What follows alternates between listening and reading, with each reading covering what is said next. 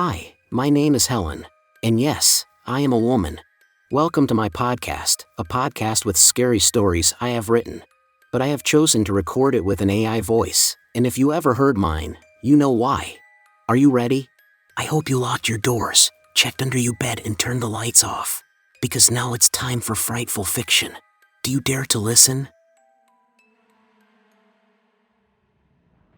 Emmy looks at the tire, the slashed tire, with a knife stuck in it. It definitely looks like her knife.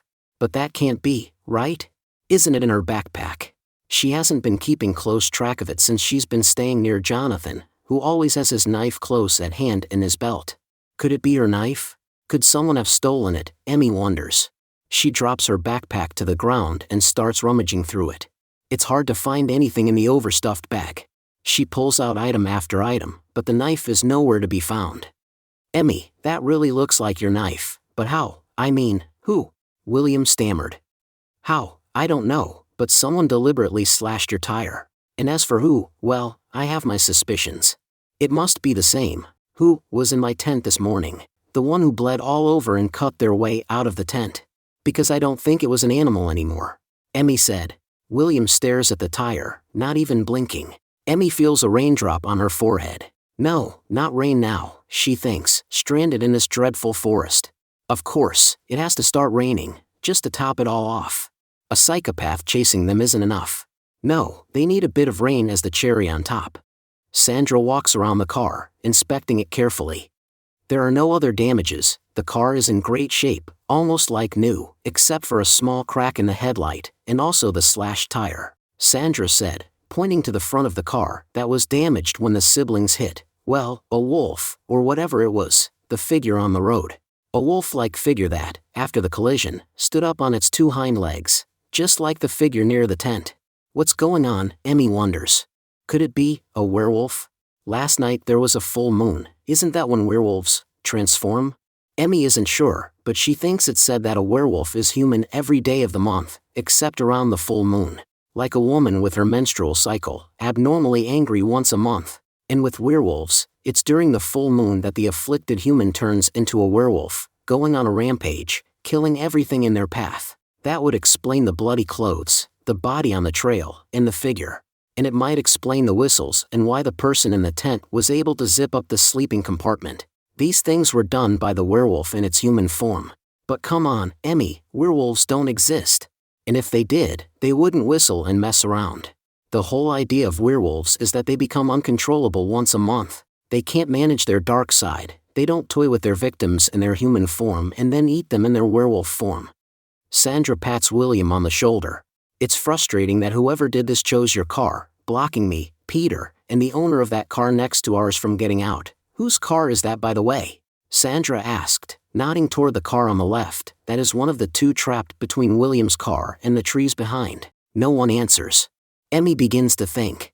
It's not Yolanda's car, she must own the small car with the yoga mat. And it's not Sandra and Peter's car. Oh no! It can't be his car, please don't let it be his car. Emmy's thoughts are interrupted. Doesn't any of us own that car? Or why isn't anyone answering? Sandra asked. Emmy starts packing her things back into her backpack. She looks at Marty. Damn, it is probably his car. Jonathan's car is most likely the one parked a little further away, the one that was bloody when they arrived yesterday, bloody because Jonathan cut himself when he took the knife from Benny. Marty, it's your car. Why aren't you answering? Yolanda asked. Sorry. I didn't hear the question, or I heard it, but I wasn't listening. I was lost in my own thoughts. Marty replied. Okay, but can you try to be more present from now on? Someone deliberately slashed their tire. It's pretty serious. I think we should all try to get a signal on our phones and call someone for help.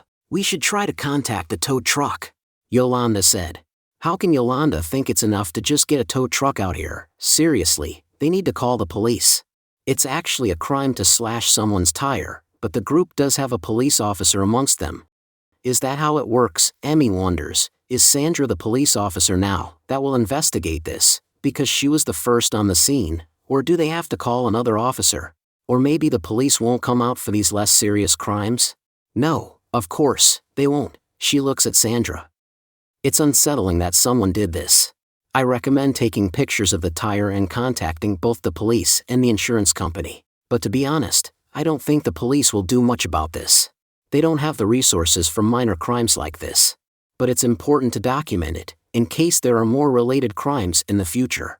And yes, Yolanda, we should try to get hold of a tow truck, Sandra said.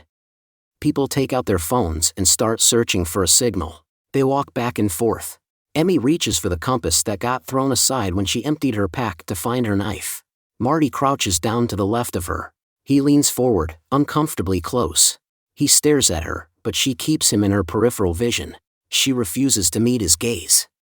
It seems the person who slashed the tire didn't want you to leave, Emmy, and it's lucky my car is one of those blocked in, so I'm also stuck here with you, Marty whispered. Emmy turns her head and looks at him. He looks worn out, like he's aged 15 years since yesterday. A shiver runs through her. What the hell did he mean by that? Jonathan approaches Emmy, extending his hand, and she takes it. He helps her up. Is everything okay here? Jonathan asked. No, Marty just told me how glad he is that I'm stuck here with him. He creeps me out, Emmy said, glaring down at Marty, who quickly stands up, his jaw clenched, breathing heavily, and he steps closer to Emmy. Jonathan positions himself in front of her, locking eyes with him. What the hell are you doing?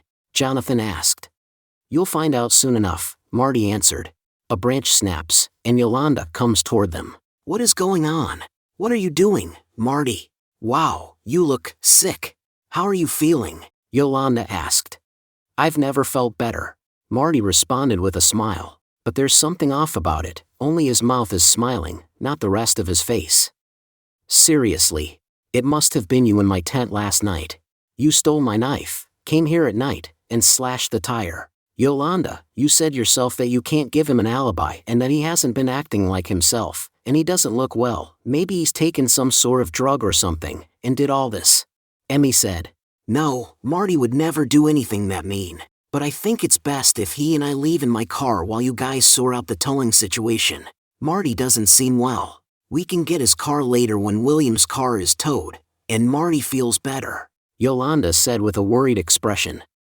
A strange sound echoes, something Emmy has never heard before. It sounds like something extraterrestrial, like something out of a sci-fi movie. The sound is heard again, originating from Marty's pocket. But he doesn't react. Marty, it's your phone. Why aren't you answering it? Didn't you hear it? Yolanda asked. Marty stares into space, swaying as if moved by the wind. Marty, let's go home now, come on, Yolanda said, guiding him toward her small car. He resists, but Yolanda is determined. She wins the struggle. He takes off his backpack, dumps it on the ground, and sits in the car like a child sulking. Yolanda opens the trunk and walks to gather their scattered belongings. Marty rolls down the window and follows Emmy with his eyes. He nods toward his backpack, and Emmy interprets it as a request for the water bottle in one of the side pockets. She doesn't want to give it to him, convinced he's behind everything that's happened. But why he did it, she doesn't know. Maybe something broke inside him, some psychotic state that suddenly emerged, making him act so bizarrely. But how he managed to bleed so much in her tent without a drop of blood on him is very strange, she thinks. Emmy decides to give the psycho his water bottle. She doesn't want to show him that he scares her. He won't win. She steels herself, clenches her jaw, and narrows her focus. Taking a deep breath, she looks at the full water bottle. She tries to give it to Marty, but he just stares at her. She steps closer, but he remains motionless. Damn it, she thinks, and takes another step. He smiles. I can't get out of going home with Yolanda, so I'll just have to take care of her first. But I'll find you, Emmy, and then we'll have. Marty gets interrupted. Emmy, can you come here for a moment? William called, standing near his car. Emmy throws the water bottle at Marty, but he doesn't even flinch. See you soon, Emmy. I can't wait, he said. The wind rustles the treetops, and a branch cracks nearby. Emmy doesn't break eye contact with Marty. He won't win. Bring it on. I made a mistake by not keeping track of my knife, but you made a mistake by leaving it in the tire. I won't lose sight of it again. So bring it on, Emmy said. You don't need to invite me more than once, that's all it takes. Marty replied. What the hell are you talking about? Emmy asked, but Marty doesn't answer. They stare at each other until he finally looks down at the seat. She feels victorious, for now. She turns and walks toward William, but she veers slightly to the right to make a stop along the way. She sees Yolanda saying goodbye to Sandra and Peter. "Marty more or less just said he plans to kill you, and then me," Emmy said, looking at Yolanda. "No, Marty would never say something like that. What's your problem?" Yolanda said. "He did. Maybe not exactly those words, but that's what he meant," Emmy insisted. "What exactly did he say?" Yolanda asked. "He said he would take care of you first and then find me, but William called me over and interrupted his threat, so he didn't get to finish," Emmy explained. "All he said was that he would take care of me and then find you, probably on social media. He always adds everyone that has participated on one of these hikes," Yolanda said. "Oh my God, how naive she is," Emmy thinks. Sure, it wasn't a direct death threat, but it was clear what he meant. He's going to kill Yolanda or lock her in a basement or something, and then come for Emmy, probably to assault her before killing her. Or maybe the other way around. Who knows what sick preferences a psycho like him has, Emmy thinks. Yolanda shakes her head. "Emmy, I feel sorry for you, seeing such darkness everywhere," Yolanda said. "Yolanda, I feel sorry for you, being so incredibly naive. And I don't think you should go anywhere with Marty, not alone at least. Something is seriously wrong with him. How else do you explain everything that's happened?" Emmy asked. "Well, maybe a poacher killed a wolf and failed to skin it properly, abandoning the project and the bloody clothes on the trail. The whistling could belong to someone or something from the other side, and it stopped after we cleansed ourselves. So it's not a problem anymore. A wolf might have broken into your tent because you spilled food there, a wounded wolf that bled. I don't know about the knife and the tire, but maybe the poacher is threatening us to keep quiet about what we saw on the trail," Yolanda responded. It's pointless to argue with her, Emmy thinks. She doesn't have much more to add. She believes Marty is behind everything, except maybe the whistling, since he is missing a thumb. Emmy sighs and walks over to William. "What do you want?" Emmy asked, looking at him. "It's so crazy that it's your knife, that Marty took your knife and did all this, because I agree with you, it must have been him. Here's your knife by the way, and yeah, I got a hold of a tow truck, and Linda. She's on her way to get us," William said. "Yes. Thank God for Linda," Emmy said with a smile. She takes her knife and grips it tightly. "I'm never letting you out of my sight again," she thinks. A weight is lifted off her shoulders, finally some good news. And Emmy looks forward to seeing Linda, which doesn't happen often. It's not that there's anything wrong with William's girlfriend, Linda, but she's too normal. Emmy prefers people who are more than normal, who have more to offer than just being average. And besides, Linda tries too hard with everything and values money too highly for Emmy to respect her fully. William heads over to Dennis and Benny, who are sitting on the same rock as yesterday before the group ventured into the massive forest they are now trying to escape. Jonathan walks up to Emmy. "I don't think we should let Yolanda go off alone with him," he said. "Exactly. Marty even threatened me and Yolanda when I talked to him earlier. But when I warned Yolanda, she brushed it off. But he threatened us, believe me," Emmy said. She bites her lip and sighs. "That sounds serious. Come on, we need to convince Yolanda not to leave with him," Jonathan said. He turns around. A car engine starts and a car drives away. Yolanda and Marty are leaving. Damn it, Emmy thinks. The ride home went okay. Linda asked an annoyingly high number of questions, but halfway through, she seemed to grasp everything: the animal on the trail, the whistling, the damaged and bloody tent, and the deliberately punctured tire. They talked about everything. Linda believes in ghosts and demons, and that's her explanation for the events. Since Marty can't whistle like they can, and he wasn't bloody after the incident in Emmy's tent, it must be some kind of ghost or demon. Linda is completely convinced of it. But not Emmy, or William. Only the youngest sibling, Dennis, understands Linda's reasoning. Emmy's phone vibrates, a soft buzz that breaks through the steady hum of the car's noise. She glances at the screen and sees Jonathan's name light up. Her heart gives a little leap. With a swipe, she unlocks the phone and reads the message, her eyes scanning quickly. "We're home, Benny's asleep. How's it going for you? I miss you." She feels a flutter of warmth and anxiety. She lets out a small sigh. After a moment's hesitation, she starts typing back, her fingers tapping rapidly on the screen. "We're almost home. Great that Benny is getting some sleep. Is he going home tomorrow? Everything's okay with us, but we can't figure out what really happened. Can I call you when we're home? You'll be awake for a bit, right? She pauses, her thumb hovering over the send button. Her mind races, debating whether to add more. Taking a deep breath, she types, "I miss you too," then quickly deletes it. It feels too vulnerable, too exposed. She bites her lip, staring at the screen, then shakes her head slightly. With a decisive click, she sends the message. Almost immediately, regret washes over her. The car hits a small bump, jostling her slightly, but her focus remains on the phone. Her fingers move quickly over the screen again, typing a follow-up message, "I miss you too." Satisfied, she locks the phone and slips it back into her bag, her heart still pounding. She glances over at the driver's seat where Linda is focused on the road, her hands steady on the wheel. Emmy can't help but feel a bit of envy for Linda's calm composure. William is in the passenger seat, flipping through the radio stations, his face a mask of concentration. Emmy leans back and looks out the window, the familiar streets passing by in a blur. The streetlights cast long shadows inside the car, creating a rhythmic pattern of light and dark.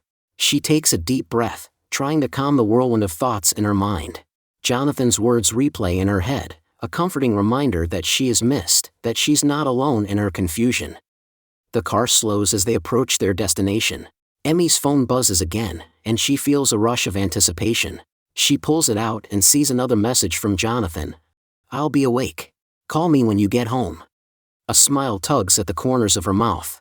She glances at Linda and William again, grateful for their presence but eager to hear Jonathan's voice.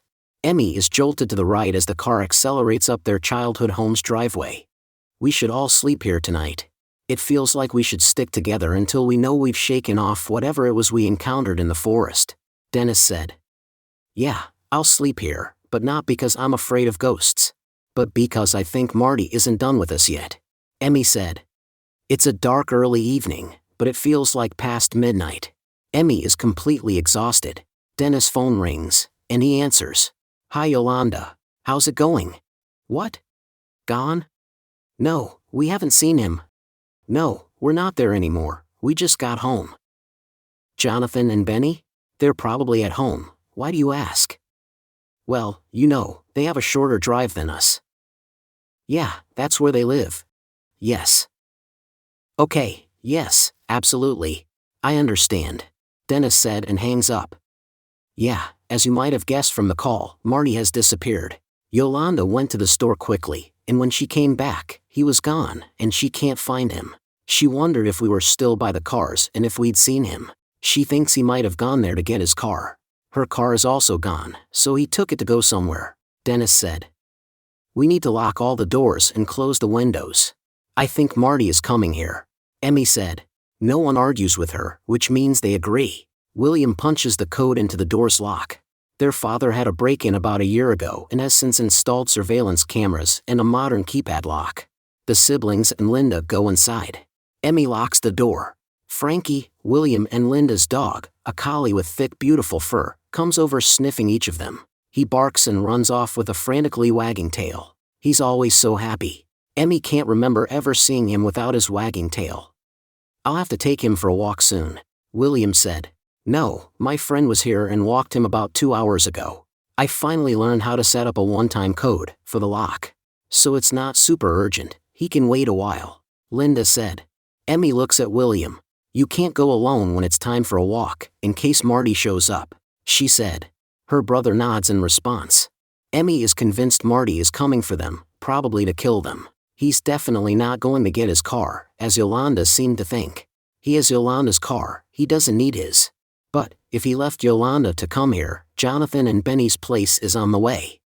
Emmy has to warn them. It wouldn't surprise her if Marty went after them first, something has clearly snapped in him. Emmy runs up to her room, the one she grew up in, with the same furniture since she last lived in the house. She picks up her phone and sits on her bed. "Hey, Emmy," Jonathan said on the other end. "Hi.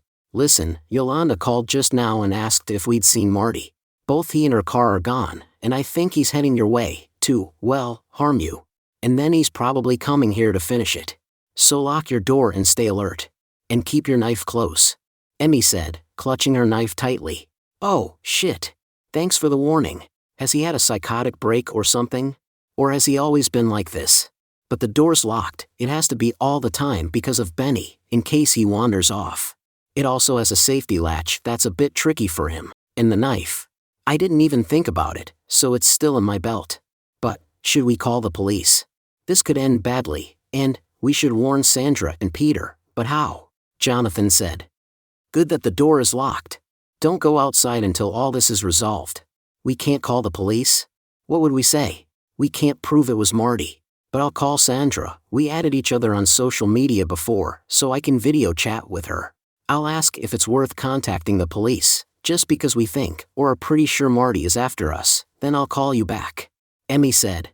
Sounds good. Talk soon. He replied. Jonathan puts his phone in his pocket and sighs. He wants all this to be over. It needs to be resolved by tomorrow because that's when Benny goes back to his own place. And there Jonathan can't keep an eye on his brother like he can now. Jonathan lives in a spacious 3-bedroom apartment where Benny has his own room. Jonathan's phone buzzes and vibrates loudly, startling him. It's the alarm. His heart races as he realizes what this means. Benny has wandered off somewhere. Jonathan bolts to Benny's room, but it's empty. Panic sets in as he frantically scans the room, hoping Benny might be hiding, even though the alarm said otherwise. No sign of him. With trembling hands, Jonathan opens the app connected to the GPS bracelet Benny wears. Jonathan stares at the app's screen, his mind racing with worry, trying to locate his brother before anything happens.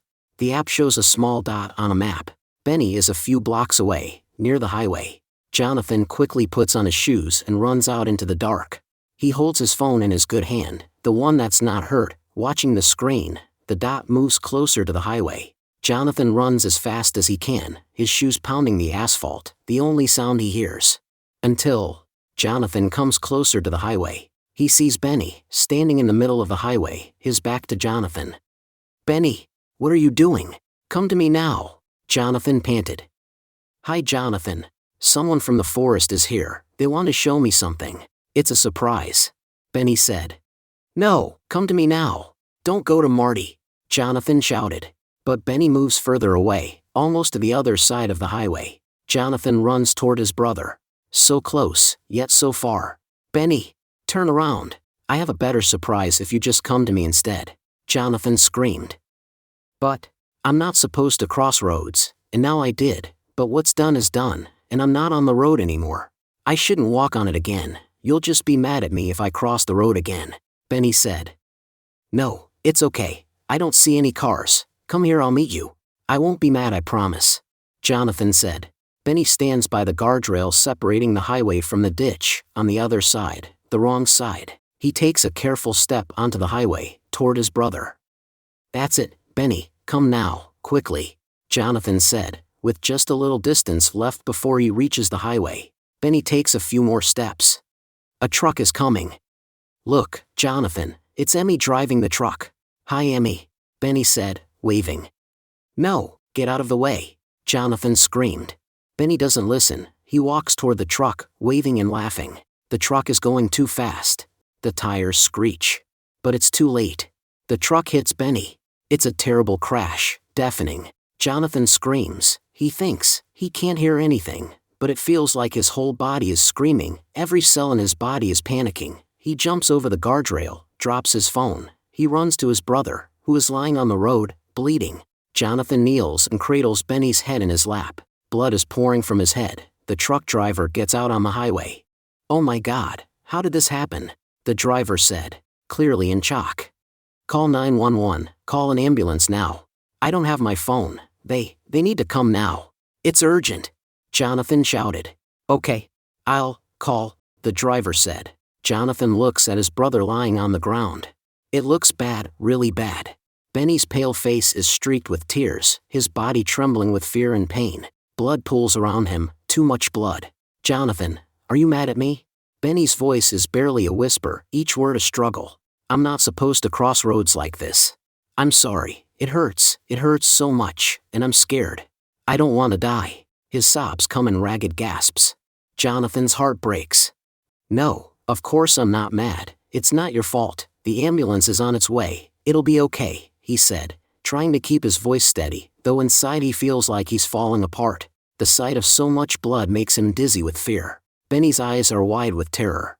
I'm cold, everything's spinning. I'm scared. I think I'm having a nightmare, Jonathan. It's time for me to wake up. It hurts too much to stay here. Now I have to wake up, sorry. Goodbye, dream, Jonathan. Benny's voice fades, and his eyelids flutter shut. No, Benny, open your eyes. Wake up, please. Don't die. Don't leave me. Jonathan pleaded, his voice cracking with desperation. He watches helplessly as Benny takes his last breath. Jonathan clutches Benny's hand, feeling a profound and unbearable sorrow wash over him. He pats his brother's cheek, but Benny's lifeless body doesn't respond. Jonathan struggles to breathe. He can't get air into his lungs. His whole body shakes. He feels sick. He cries. His brother is dead. He knows it. Benny is dead. He's gone, and he died scared and in pain. Benny died thinking it was his fault, but it's all Jonathan's fault. He was the one who called Benny to him. He was the one who made Benny step onto the highway again. He was the one who lied about Emmy driving the truck, and that's why Benny wasn't afraid of the truck. It's all Jonathan's fault. Or, no, it was Marty. It was Marty's fault. He had lured Benny out.